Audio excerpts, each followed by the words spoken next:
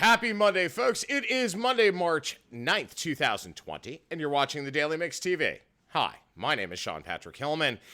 Millions of Americans will be working from home this week in an unprecedented effort to stop COVID-19, or the coronavirus, from spreading. Apple, HSBC, JP Morgan Chase, and many other corporations are insisting their employees work remotely this week as the country tries to contain the spread of what is fast becoming a global pandemic. In New York alone, the amount of those infected has literally doubled over the weekend, while many more are feared to be carrying the virus without knowing. Now, in other coronavirus news, South by Southwest was canceled late Friday night. The BNP Paribas Indian Wells tennis tourney in California has been canceled. Rumor has it Coachella is next to be cut after a positive diagnosis in Riverside, California was found over the weekend. Columbia University has canceled all classes today and tomorrow while a student is being quarantined and tested. Now, friends of mine in City Hall have told me that New York City is in fact planning for the worst, running drills on closing public schools and what that will look like for New Yorkers. They're also talking about mass transit restrictions. Now, it's the first time since September 11 that this kind of measure may be taken. Though it's important to note that the last time anything like this happened before 9/11 was during World War II. Ireland's government looks to cancel all St. Patrick's Day celebrations. At least that's what's on the table right now. They're going to announce in the next couple of days. Remember, St. Patrick's Day is on March 17th. Now, I'm also hearing that next week's St. Patrick's Day parade in New York City may be called off as well. France has banned all events with more than 1,000 attendees until further notice as the country grapples with more than 1,000 infected cases. Folks, herein lies the issue, okay? We don't know enough about COVID-19 yet. The virus is mutated. You've got a lot of false information being spread online through Facebook, through Twitter, and so on. You've got memes everywhere saying that the spread has stopped. You've got, all of a sudden people are medical experts, those kinds of things. I've said this before, I'm going to say it again. Focus on the Centers for Disease Control and the World Health Organization websites. They are the only ones that have actual fact, statistical fact and data that can help protect you and your families. The issue right now in media's job today is to push out as much information as possible as it becomes available.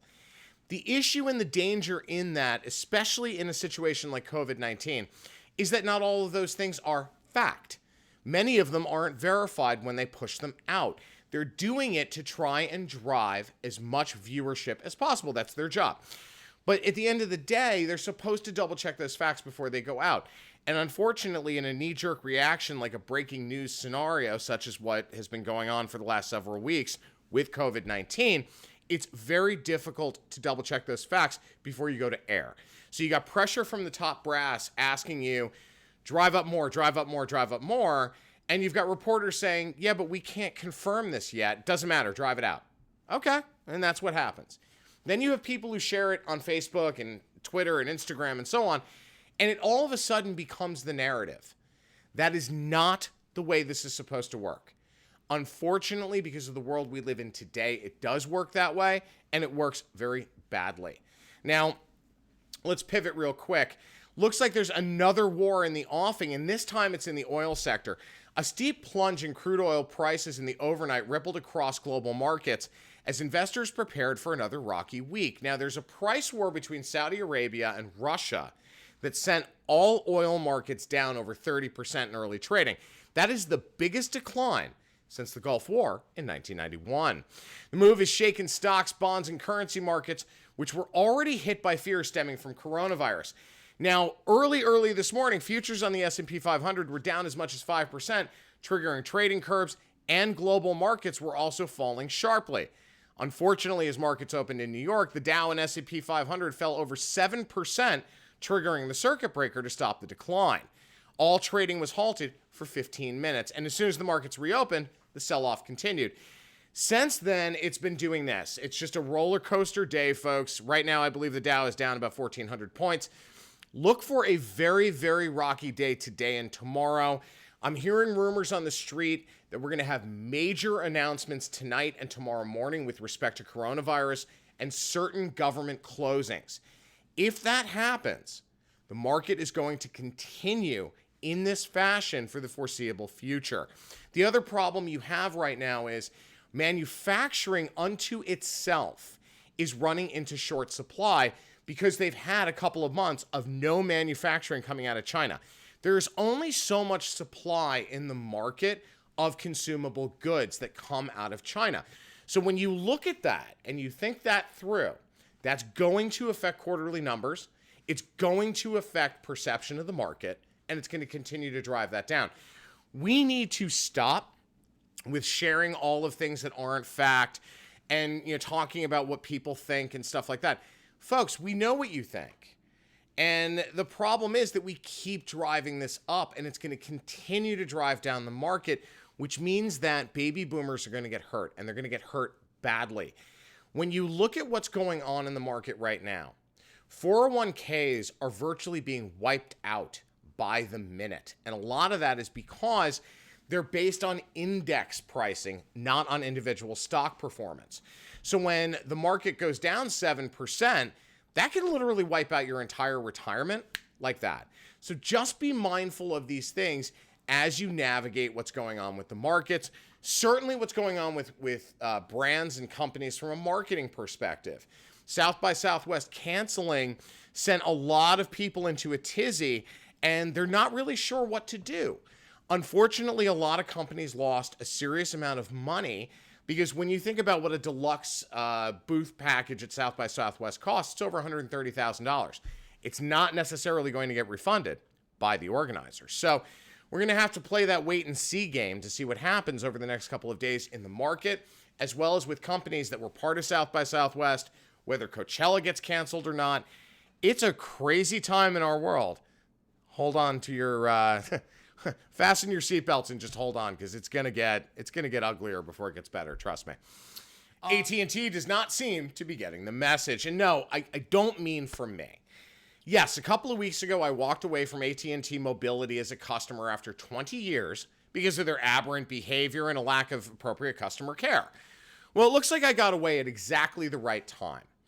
The former doyen of telecom has made it clear they do not listen to their customers at all. Not only did I use AT&T for my mobile service, I also signed up for DirecTV Now service, which is currently called AT&T TV. It went from DirecTV Now to AT&T Now and then AT&T TV. So consumers have been screaming about the poor quality of AT&T TV for a number of months. And that's the service that is streamed out over the internet. You don't need a set-top box. You can use Apple TV or Fire TV, those kinds of things. They have unannounced increased costs to the consumer as they continually raise their plan pricing without telling anybody. So what's AT&T's response to all of this? I can't even believe this, and it gives you the shake of my head of the week.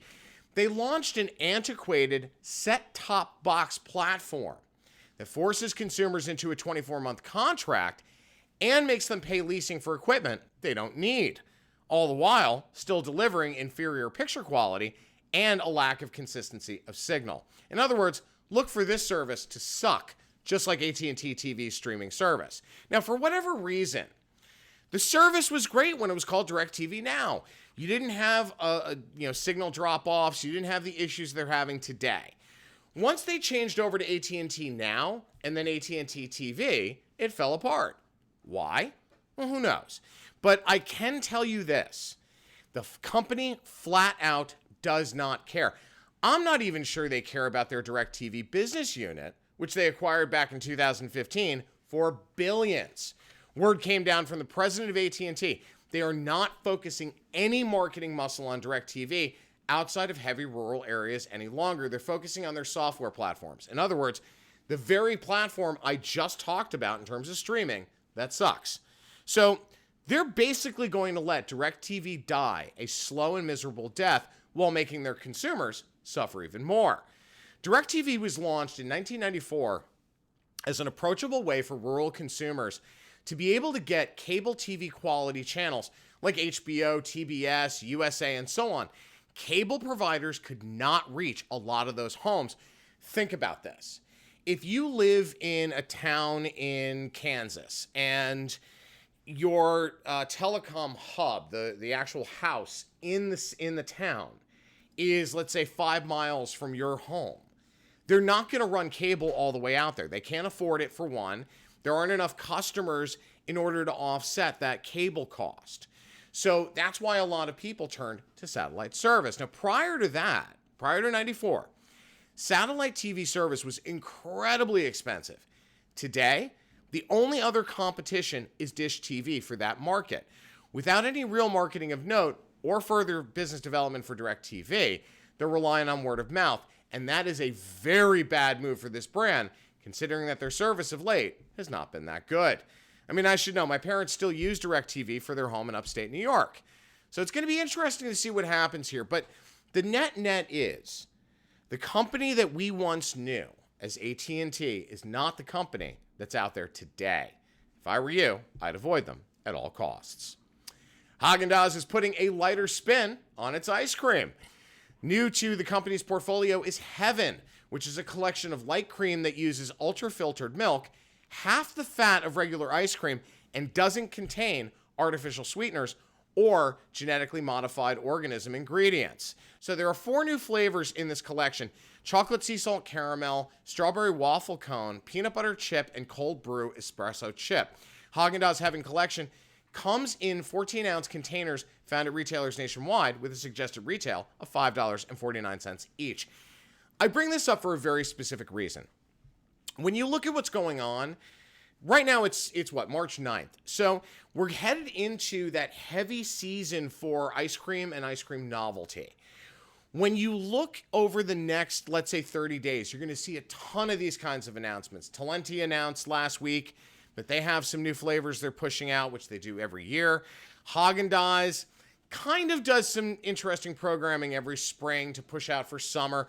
But this is the first time I've seen them in a long time do something that is completely on trend. So think about this. It's a collection of light ice cream that uses ultra-filtered milk with half the fat of regular ice cream. But it's not a diet push. It is a pivot in terms of ingredient and in terms of approach. So for them, it's a very, very smart move. I'm going to be excited to see how the sales on this perform. Why? Their flavor profiles are spot on in terms of trend. The lower fat level is on trend. So it's going to be cool to see. I just hope the flavor is there, but it's going to be cool to see how this performs up against the market, especially with the popularity of gelato right now. Fans of White Claw Hard Seltzer have some new flavors to try when picking up that box of cans. The company has unveiled its flavor collection number 2, which consists of 3 new additions: tangerine, watermelon, and lemon. That are its newest flavors in about a year and a half. So it contains 100 calories and 2 grams of sugar per 12-ounce can and 5-ounce alcohol by volume. Basically, when you think about this, for a Gen Xer, it's like the Bartles and James of millennials and Gen Zers when you really dial down into what this actually is. So White Claw Hard Seltzer is made with a blend of seltzer water, gluten-free alcohol base, and a hint of fruit flavor, according to the company. These new flavors are available in 6 and 12-pack varieties.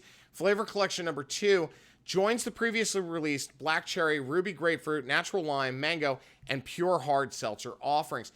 I can't wait to see how this performs, because the amount of people I see walking out of the grocery store, out of Duane Reade, and so on, with these boxes of White Claw is so interesting in terms of a trend perspective. So let's see how long this lasts, but with a new flavor addition to their portfolio, or 3 new flavors, excuse me, that is going to make things last a little longer for them. So smart on the timing.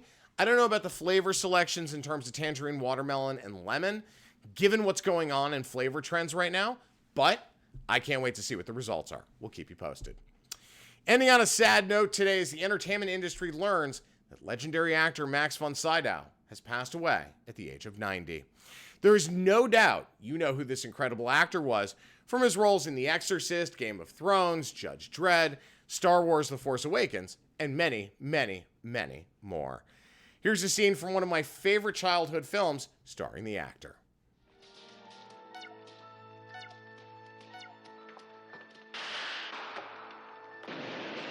The game's lost, Ming. Stop your attack on Earth and I'll spare your life. You pitiful fool. My life is not for any earthling to give or take.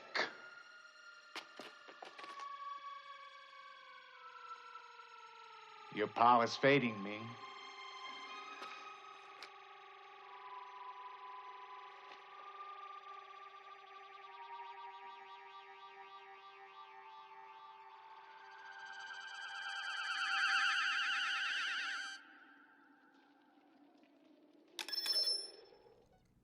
Ah, Flash Gordon. You know, Von Sydow's portrayal of Ming the Merciless was just absolutely incredible. I'm really going to miss this incredibly talented and versatile actor. All right, folks, I'm out of time. Thank you for watching. If you guys have any questions, comments, or story ideas, please email thedailymixtv@gmail.com. We'll see you tomorrow on Tuesday. Have a great Monday, folks.